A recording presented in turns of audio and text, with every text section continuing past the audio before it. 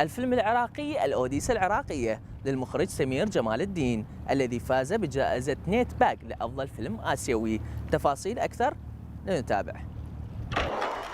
هو الفيلم يحكي عن حال يعني العائلة، أكثر شيء أفراد المغتربين اللي غادروا العراق على مدى أجيال يعني مختلفة. أنا أمثل الجيل الأخير يعني أصغر وحدة بهم اللي غادروا العراق بعد 2003، وهي قصة من بين 4 ملايين عراقي تقريبا اللي مغادرين العراق من زمان، يعني مو بس من بعد الحرب 2003، لأن بالخليج أيضا بحرب الخليج هم عافوا العراق هواية وتغربوا يعني. فهي على الاغتراب أكثر شيء العوائل المغتربة يعني، وبنفس الوقت هو يحكي عن تاريخ العراق. أن تهدي هذا للعراق وللشعب العراق كل الناس يشتغلون على العراق أحسن.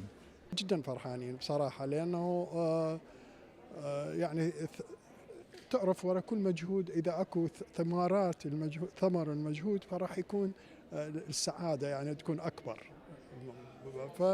وأخيرا الحمد لله يعني وفاز بالجائزة. الأستاذ سمير قال إنه نهدي الفوز هذا للشعب العراقي، وأنا أتصور أي فوز أي عراقي حاليا يقدر يسوي ولو نوع من البهجة الصغيرة للعراق، للعراقيين بهجة صغيرة على الأقل، يعني هذا نقدر نسويه هذا. I was born into a family from the south, which was deeply rooted in the history of Iraq. But nobody in my family could have imagined that 50 years later we would be spread all over the world. The suicide bombers drove into the car park of one of Iraq's... This is in everyone's mind, but my Iraq is different. In the early 50s, my mother and my aunt were not veiled and they all studied at the university. Everybody believed in progress and modernity.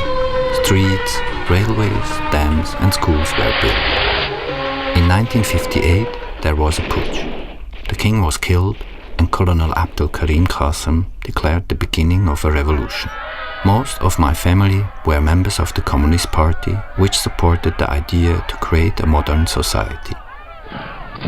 Instead, we were greeted by dictatorship, wars and an embargo.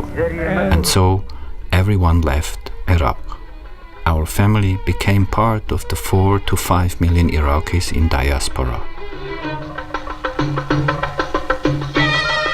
Iraqi Odyssey tells some of their stories, like Samira's story, a doctor and communist activist who fled to Moscow and later returned to Iraq only to emigrate to New Zealand years later.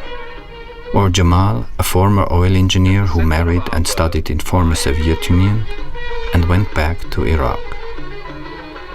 To the last war in 2003 he returned to Moscow, where he now lives in a tiny 2-room flat. Or Najah, who used to be an activist until he was put away in prison. He fled to Paris, where he took part in the movement of May